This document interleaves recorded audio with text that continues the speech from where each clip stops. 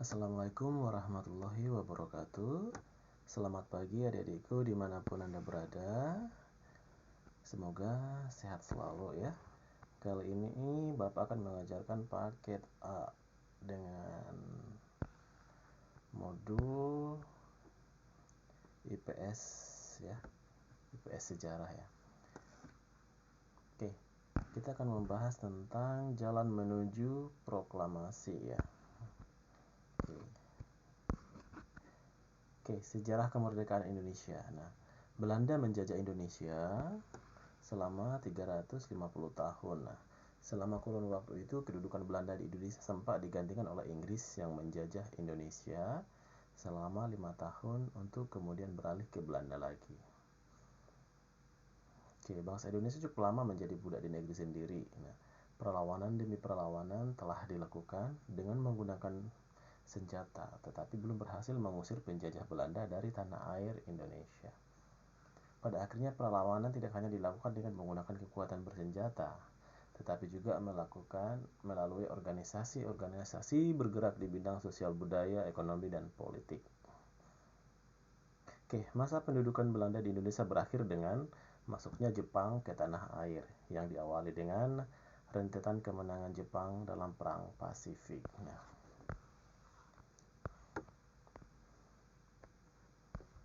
Jepang berminat menguasai Indonesia dengan tujuan untuk mendapatkan minyak bumi, timah, dan aluminium sebagai cadangan logistik dan bahan industri perang.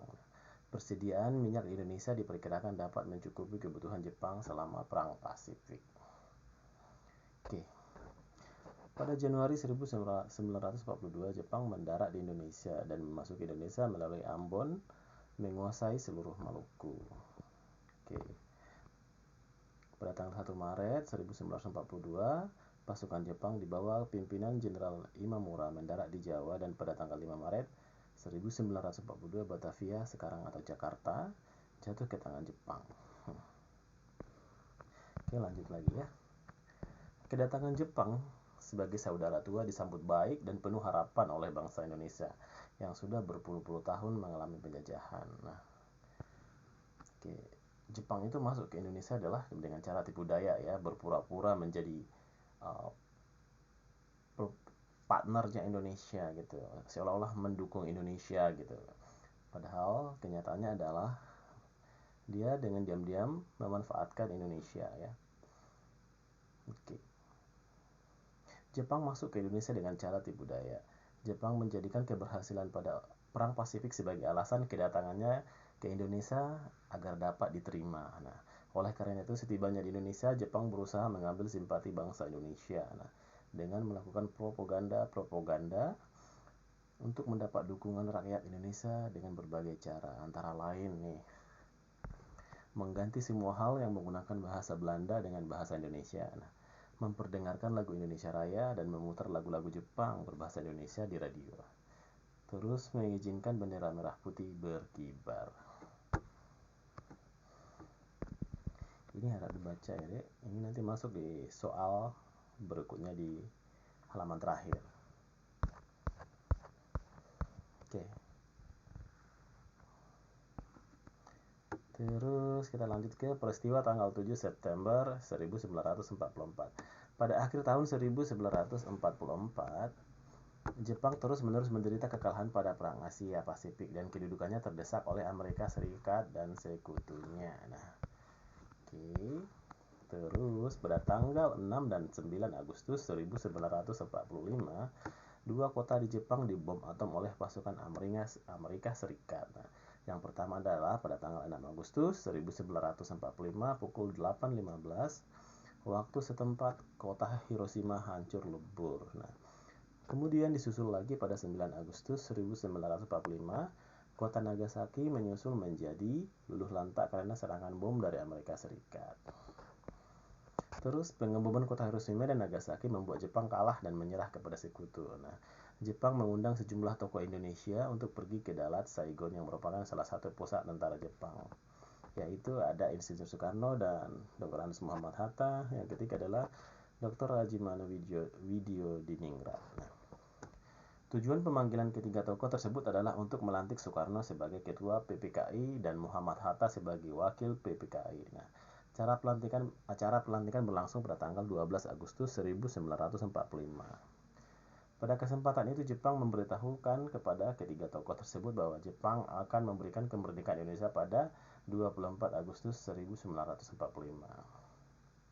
Nah, tahukah Anda apa PPKI itu? PPKI adalah singkatan dari Panitia Persiapan Kemerdekaan Indonesia atau Dokuritsu Junbi Inkai, yang bertanggung jawab melanjutkan pekerjaan BPUPKI dan memiliki tugas untuk mempersiapkan kemerdekaan Indonesia. Nah, ini nanti masuk ke soal ya, di halaman terakhir.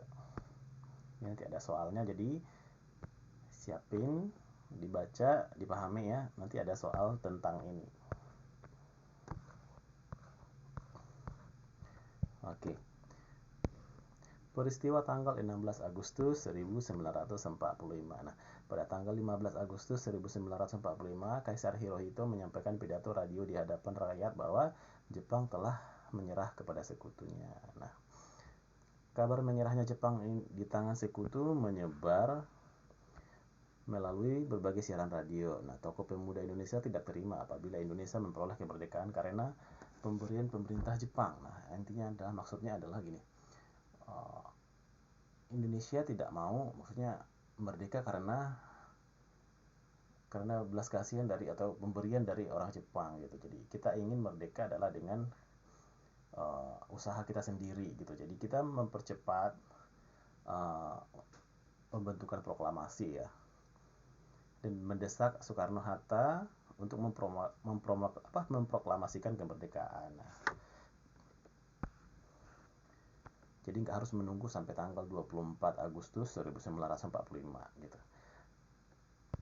Oke, lanjut lagi. Akan tetapi para pemuda gagal memaksa Soekarno-Hatta untuk memproklamasikan kemerdekaan. Nah, kedua tokoh ini berpendapat bahwa untuk proklamasi kemerdekaan Indonesia perlu dibicarakan dengan PPKI agar tidak menyimpang dari ketentuan. Nah, sedangkan para pemuda berpendapat bahwa proklamasi kemerdekaan Indonesia harus dilaksanakan oleh bangsa sendiri, nah, bukan oleh PPKI. Nah, itu dah. Oleh karena mendapat pertentangan dari tokoh tua, akhirnya tokoh muda menculik Soekarno dan Hatta. Nah, pada tanggal 16 Agustus sekitar pukul 4 pagi ya, Soekarno-Hatta diamankan di Rengas Dengklok. Nah, ini nanti masuk ada di soal ya. Tujuan dibawanya Soekarno-Hatta ke Rengas Dengklok adalah, nih, tujuannya adalah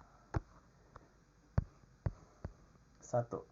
Mendesak Soekarno-Hatta memproklamasikan Indonesia. Nah, kedua, menyelaraskan pendapat golongan tua dan golongan muda. Nah, ketiga, menjauhkan dari pengaruh Jepang. Sedangkan alasan dipilihnya Rengas Dengklok sebagai tempat untuk mengamankan Soekarno-Hatta adalah merupakan markas peta sehingga dapat dijamin keamanannya. Terus kedua, terletak tidak jauh dari Jakarta. Nah, ketiga, apabila ada musuh datang mudah diketahui. Oke, peristiwa tanggal 16 Agustus 1945. Soekarno-Hatta menerima keinginan tokoh pemuda untuk memproklamasikan kemerdekaan secepatnya. Namun sehari sebelumnya, yakni 16 Agustus 1945, para tokoh tua perlu merumuskan teks proklamasi. Soekarno dan Hatta diizinkan dijemput kembali ke Jakarta. Oke. Peristiwa perumusan teks proklamasi. Nah, sekitar pukul 2 pagi, Bung Karno memimpin rapat PPKI di rumah Laksamana Tadasi Maidah di Jalan Imam Bonjol nomor 1 Jakarta. Nah, rapat ini terutama membahas tentang persiapan proklamasi kemerdekaan Indonesia. Di kediaman Maidah itulah rumusan teks proklamasi disusun, dan pertemuan itu dihadiri oleh Soekarni, Mbah Diro, dan BM Dia dari golongan muda yang menyaksikan perumusan teks proklamasi. Nah, di sini adalah gambar 3 konsep teks proklamasi dalam tulisan tangan. Terus yang ini adalah teks proklamasi yang sudah jadi, alias sudah diketik ya. Terus ditandatangani oleh Soekarno-Hatta. Ini nanti masuk soal ujian ya, mengenai proklamasi ini. Terus yang ditandatangani siapa, nanti ada soalnya. Oke, lanjut ke peristiwa 17 Agustus 1945. Nah, peristiwa pembacaan teks proklamasi kemerdekaan. Tanggal 17 Agustus 1945, kediaman Soekarno di Jalan Pengangsaan Timur nomor 56 Jakarta telah dipersiapkan untuk menjadi lokasi dikumandangkannya proklamasi kemerdekaan ya. Masyarakat datang berbondong-bondong ya untuk menyaksikan langsung peristiwa sejarah yang telah dinanti sejak ratusan tahun lalu. Nah, tepat pukul 10 proklamasi kemerdekaan Indonesia dikumandangkan. Fatmawati dan kumandang kemerdekaan. Apa hubungannya Fatmawati dengan kemerdekaan ya? Oke. Di sini adalah Fatmawati adalah yang menjahit bendera merah putih tersebut. Nah, untuk dikibarkan. Tercapainya kemerdekaan Indonesia tidak lepas dari dukungan rakyat dan peran perempuan. Nah, Fatmawati adalah satu-satunya perempuan yang ikut mengalami getirnya perjuangan meraih kemerdekaan Indonesia. Oke. Terus sebagai istri Presiden Insinyur Soekarno, Fatmawati ikut mengambil peristiwa yang dialami para proklamator. Nah, sebelum proklamasi, seperti peristiwa Rengas Dengklok.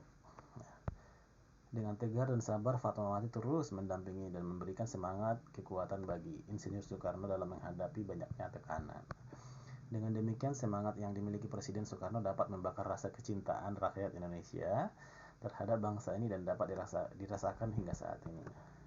Berikut adalah mesin jahit ya yang menjahit bendera Indonesia. Oke, mesin jahit Ibu Fatmawati. Oke.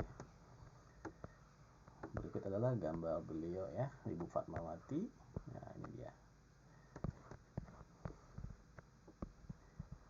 Oke, perjuangan yang diberikan Fatmawati adalah perjuangan yang dicurahkan tanpa harus meneteskan darah dan air mata, namun sangat berarti bagi terselenggaranya proklamasi kemerdekaan, yakni menjahit bendera pusaka merah putih dan untuk dikibarkan saat proklamasi kemerdekaan. Oke, berikut adalah makna dari warna bendera merah putih. Nah, merah berarti berani, putih berarti suci. Nah, makna warna ini terinspirasi dari bendera atau panji kerajaan Majapahit.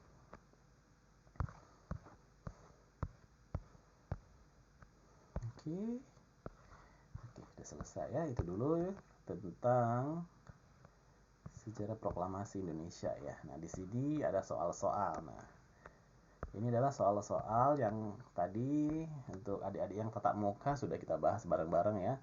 Jawabannya sudah kita sebutkan. Cuman yang untuk adik-adik yang belajar online, silahkan dikerjakan ya. Dijawab dengan benar, nanti dikumpul soalnya ke Bu Ita.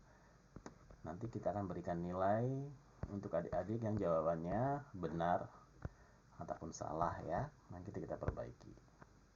Oke, itu dulu ya yang bisa Bapak sampaikan. Akhir kata Bapak ucapkan Assalamualaikum warahmatullahi wabarakatuh.